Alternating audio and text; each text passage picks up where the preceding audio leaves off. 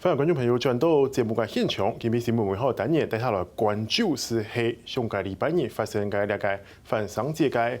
恐怖攻击案，发生喺斯里兰卡。韩国两下呢，伊斯兰国讲系给人做嘅，咁咪又系另外一种新形态嘅恐怖攻击嘅风险咯。今日倡导嘅系长期关注了嘅国际私募嘅专家，韩国系联合报嘅副总编辑郭琼伦先生。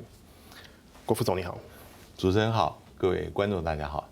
副总，第一个问题我想问一下，说这一次的这个斯里兰卡的爆炸案，那到现在为止是造成了359个人死亡，那总共发生了10起的这样的炸弹案。那有人说，其实这是为了要报复，就是刚好大概1个多月前，在这个纽西兰基督城的这件针对这个穆斯林的这样的屠杀案。那副总你怎么看？这中间真的有这样的关联吗？因为这一次主要是针对这个3所基督教堂哈，当然大家会把1个多月以前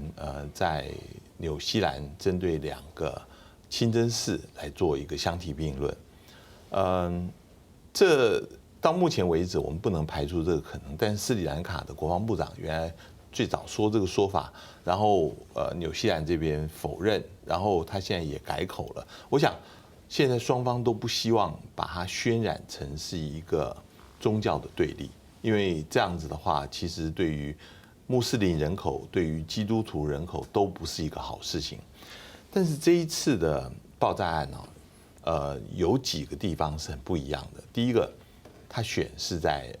复活节的星期天，复活节对于基督徒来讲是一个很神圣的一周的节日，然后到了星期天，大家整个庆典结束以后，是一个放松，是一个庆祝的时候。那这个绝对是有宗教的针对性。在过去，我们看到每一年在复活节的时候，从4、5年之前，埃及开始就都有恐怖攻击事件，所以从这个脉络来看，这个是不寻常。第二个，它攻击的我认为一个要点是外国人。那现在外国人当然死亡的人数，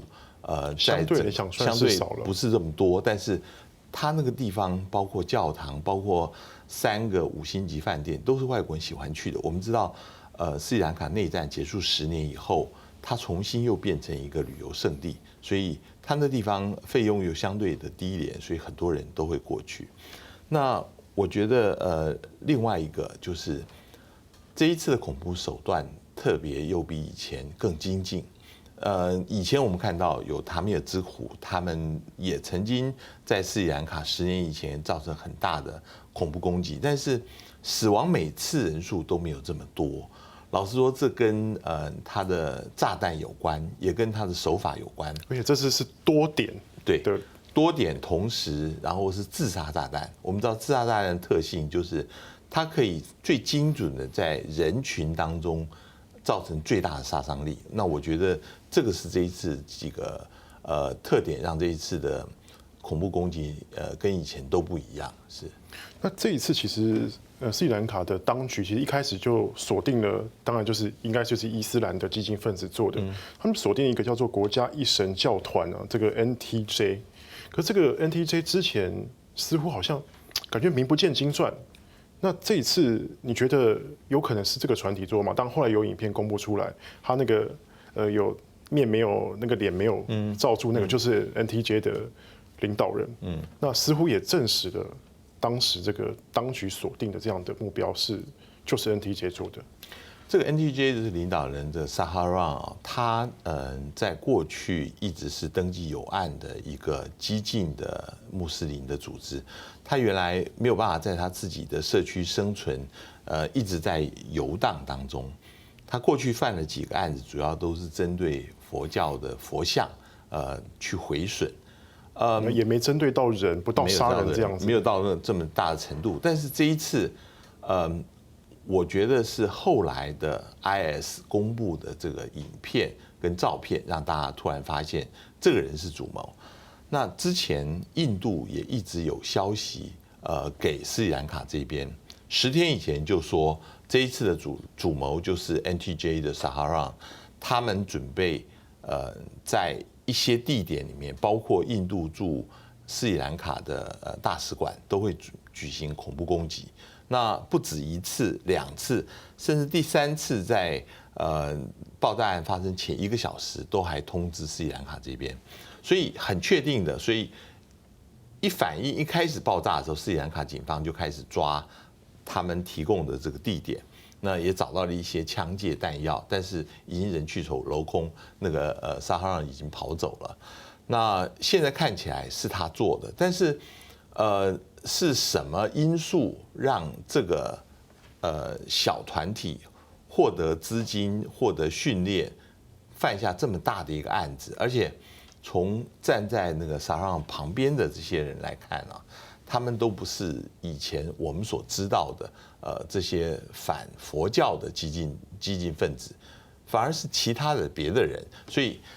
这里面应该是除了 NTJ 以外，还有更大的因素在作用。是。那吴总，我们先这个因素，我们等下稍后再来做讨论。那刚才您有说到说这个，其实斯里兰卡政府在很早之前，就至少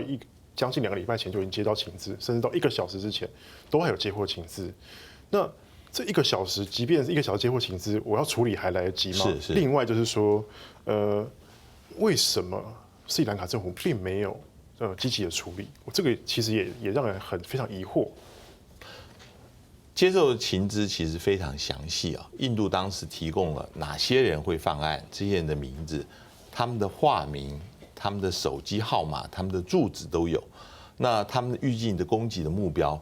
老实说要防范很容易，你只要通知这些可能会遭受到攻击的，要他们加强防范，或者是像斯里兰卡的枢机主教就抱怨说，你如果早点通知我，干脆把教堂关起来，不做礼拜。都可以避免到这么大的一个冲击。我觉得这一次斯里兰卡的警方被遭受到非常大的评级，就是在这里。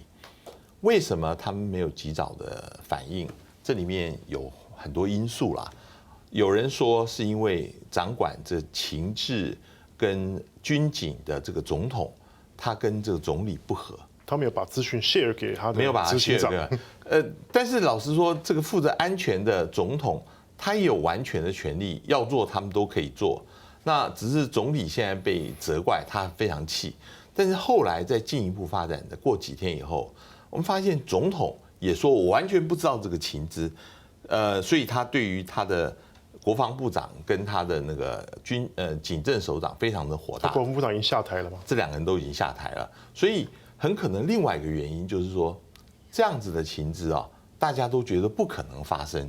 斯里兰卡已经10年没有像这样的恐怖攻击了，内战以后都是一个很和平平静的一个局面。大家想，我们这边又没有恐怖组织，又没有 IS， 怎么可能现在突然发生这个事情？所以不要自己吓自己。所以当时的情资可能就跟很多其他一样情资，大家就视为又是一次狼来了虚报，所以就没有给他足够的注意，这是我想是主要原因。那就副总，你刚才提到说，就是怕太多的假消息哦。那斯里兰卡其实在恐攻之后，他也针对一些社群媒体，像 Instagram、Facebook 这些，有做一些管制跟封锁。那这样的做法是正确的吗？它会带什么样的影响？现在是风声鹤唳啦，斯里兰卡现在是过犹不及，开始严格管制所有的媒体。那尤其是很担心这个会有进一步的假讯息，或者有人散布说我们知道明天还有在哪里会被攻击。我们最近一直听到斯里兰卡又一次炸弹出现，有些时候根本不是炸弹，是疑似炸弹，是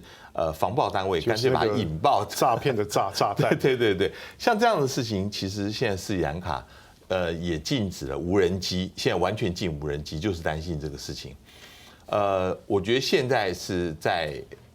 恐攻之后，是完全的恐慌的阶段。那不知道会不会还有第2波、第3波的攻击？不过现在看起来应该是主谋都已经逃逸了现在看起来应该是相对来讲是比较平静才对。可是副总，你刚刚有提，我们再回到刚才这个 NTJ， 它为什么发生的背后更大的动机？我看到说这一次的伊斯兰国，他坦诚，是他们做的，是一个借机宣传吗？还是说这是另外一种恐攻形态的进行方式？他发包给各地有志想要起义的人，然后训练他们，给他们资源，给他们经验。刚刚主持人说的用这个词是很有意思，发包哈。我们知道斯里兰卡的警方第一时间是针对当时印度给他们的情资，就是 NTJ 犯这个案子。那过了48小时以后，伊斯兰国发布这个讯息说他们做的。刚开始大家不相信，可是第二波、第三波，伊斯兰国发布的是有照片、有影片、有所有犯案的人的姓名。这个让警方开始针对这些犯案人的姓名一个一个去找，以后发现证实了，的确如此。我觉得，现在的情况是这样子，就是说伊斯兰国它有些地方它是直属的，它的分部。当时在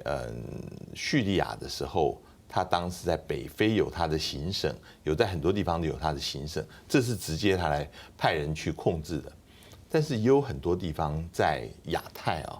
是当地原来已经有的这些激烈的组织，他们宣誓对伊斯兰国效忠，然后他们就发展出这个所谓加盟的那个概念。那这些单位原来他们的能量很低，没有办法做出大事情。譬如说，我们看另外一个例子是在菲律宾的南部，菲律宾南部的这个穆斯林的这个以前他们能够做的是非常有限的，一直到前年伊斯兰国开始给他们有能力可以跟政府对干了。那个时候是全面的内战的一个状态，所以不同的地方有不同的情况。在伊斯兰在印尼那个地方，其实就已经有一个很大的激烈组织，很容易就结合在一起。最特别是斯里兰卡，斯里兰卡过去完全没有任何的迹象，也没有我们有记录的，就是 IS 宣称在那边有分布，一直到这一次他发布照片，我们才看到这个 NTJ 是在宣誓对他效忠，我们才知道这里面是有关系的。那像这样子的整个连环的爆炸，看起来不是1、2年可以准备完成。那在这个期间，伊斯兰国一定是秘密的。自从他3月虽然已经在叙利亚跟伊拉克已经没有那个国了，但是他现在像细胞一样在各地都在发展。这个就是现在研究恐怖主义大家最担心的，在当时伊斯兰国里面有2万个外籍战士曾经参战，不仅是欧洲，还有亚太的，他们现在纷纷都回去了。回去以后会造成什么样的情况？现在没有人知道。对，好，谢谢副总。那是跟比上半场的内容，下半场能够关心大家斯里兰卡新年前嘅女节，跟继续关心。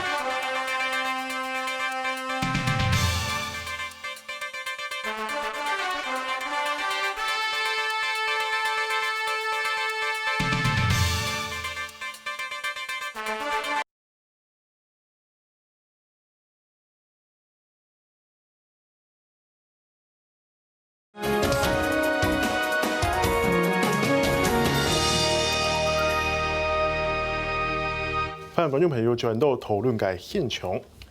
副总，接续上半场，其实这一次的这个斯里兰卡的爆炸案，其实当然对于一般来讲，它就是一个另外一种新形态的恐怖攻击。但是可能对斯里兰卡当地人来讲的话，不免联想到这个10年前这个泰米尔之虎他们的内战的问题。那我们现在来看一下这场10年前内战，它也是斯里兰卡当地可能一开始就是有的一种恐怖组织的攻击形态嘛，然后最后发展成一个交战团体。那这个泰米尔之虎到底是怎么崛起的？斯里兰卡内战其实是占人口多数的辛格利跟少数的泰米尔人啊，双方因为族裔的差异，然后再加上少数人觉得多数人对他歧视，包括进大学啊等等工作啊等都是在歧视当中，所以开始有武装的冲突。当然，这个事情要追溯到以前，跟英国的殖民也有关系。英国大家知道，又是英国惹的祸。对，英国的殖民通常他是会用以夷制夷的方式，到一个地方，他会完全尊重当地的不同种族，但是会刻意的把少数族裔捧高，然后跟多数族裔两边来做对抗。那用这个方式，他自己派很少的部队就能够统治这个地方。在印度如此，在这个斯里兰卡也是如此。那因为这样子刻意造成的这种族裔差异啊，到时候引发的全面的抗争，就产生出一个激烈的武装组织，叫泰米尔之虎。泰米尔之虎它其实是整个斯里兰卡这个泰米尔人独立运动的一部分。它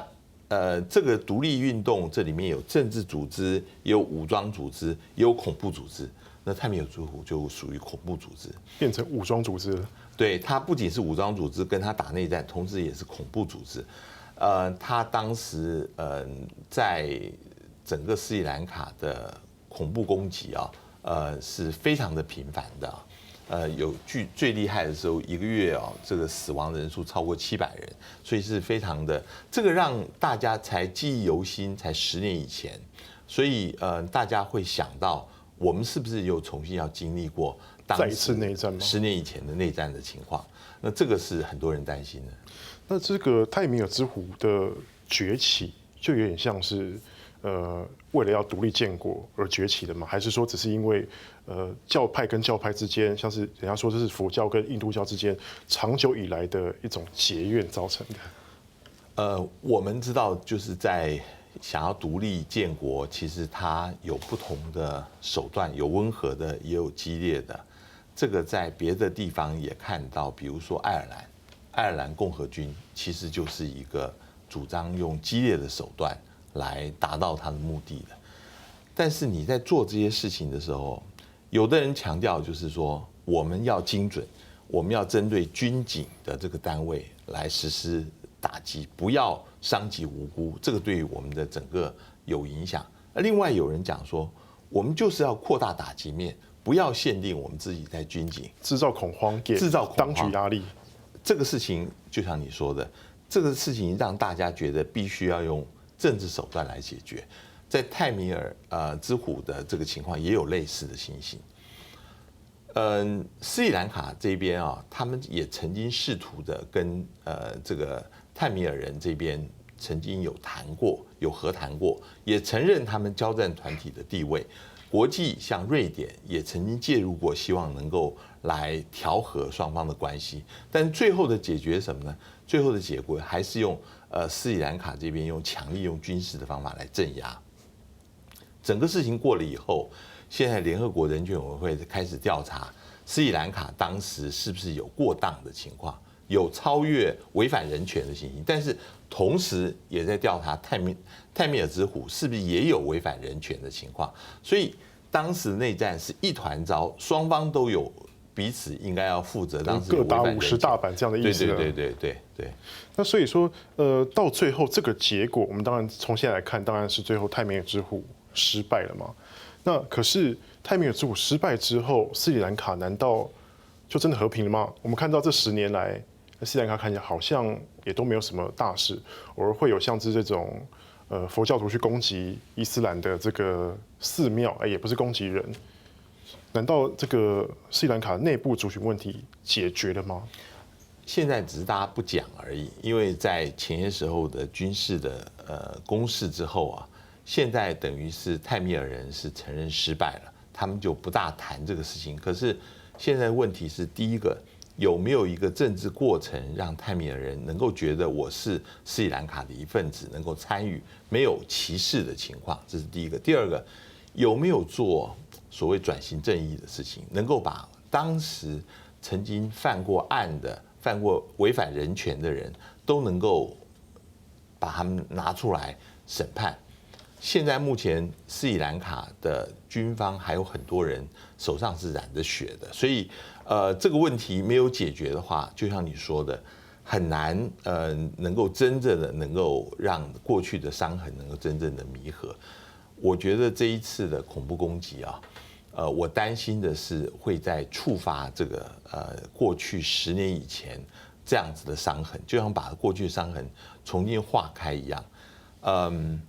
我现在看起来啊，参与这一次攻击的不是过去的老的泰米尔之虎的人，都是年轻的。这些年轻的人，他们曾经到英国、到澳洲去受过教育，现在回过来接受了这个穆斯林的极端的这个主义，而且他对抗的其实是多数的佛教僧格利的这个群体啊。照理来讲，应该是这样吧？对，所以我觉得这个是一个，现在我们不大知道这里面的重叠关系。那不知道这10个人是不是他们本身是有非常强烈的这种少数被迫害的这样子的情况？如果是有，跟以前的伤痕会重叠在一起。副总，你刚才有提到说，像其实这个包括上半场也提到这个 NTJ， 它其实本来是针对佛教嘛，对，所以针对那个僧格利人。那这个僧格利人对于这个他们国内的族群，包括摩尔人、包括泰米尔人，包括其他可能的一些少数族群，难道有真的这么的不公平吗？你看，我们都一直觉得佛教是一个和平的，对。但是在缅甸，我们看到佛教有些时候它也有它非常强硬、非常凶狠的那一面，尤其是针对罗兴亚人。这个地方都在南亚，就是这个地方是非常有可能会触发这样子的宗教的冲突的。在现在的斯里兰卡仍然是陷于这个战争当中，他们没有真正的开始对于宗教跟族裔的融合，怎么样子能够重新的能够建立起他们的这个国家的制度，不歧视的制度，这个在努力。那现在斯里兰卡他们唯一在想的都是怎么样做经济建设，这个经济建设当然是必要的。他们也跟中国大陆“一带一路”接上头，但是我觉得这里面到了一个阶段，必须要回头想一想，这一次的爆炸案其实是会让很多人开始反省自己走的路是不是对的。斯里兰卡这10年当中是国际非常瞩目的一个旅游的胜地，我们前面提到，它被这个Lonely Planet 背包客认为是一个非常好的一个旅游的地方。很多西方的国家的年轻人也都到那边去，但是这一次爆炸案会让大家会望之却步的，是会担心吗？会真的担心这个地方，如果他们族群问题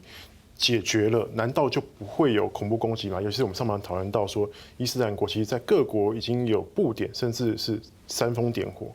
难道族群问题解决了就不会有恐怖攻击吗？族群问题跟宗教问题这2个是一个不同的一个概念，是不是能够相叠起来啊？有些地方是少数的宗教、少数的族裔，这2个是合一的，这个就是一个双重的会被歧视。那有些地方是错开来的。我在想斯里兰卡的将来，这个问题就像你说的，刚刚开始，是要怎么样子来针对它来解决？是。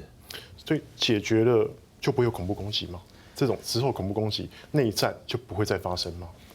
这一次完了以后啊，这个穆斯林的这个团体啊，他们有一个声明，他们说这一次发生的连环爆炸案是意图散播族群跟宗教冲突、摧毁国家经济的卑鄙行为啊。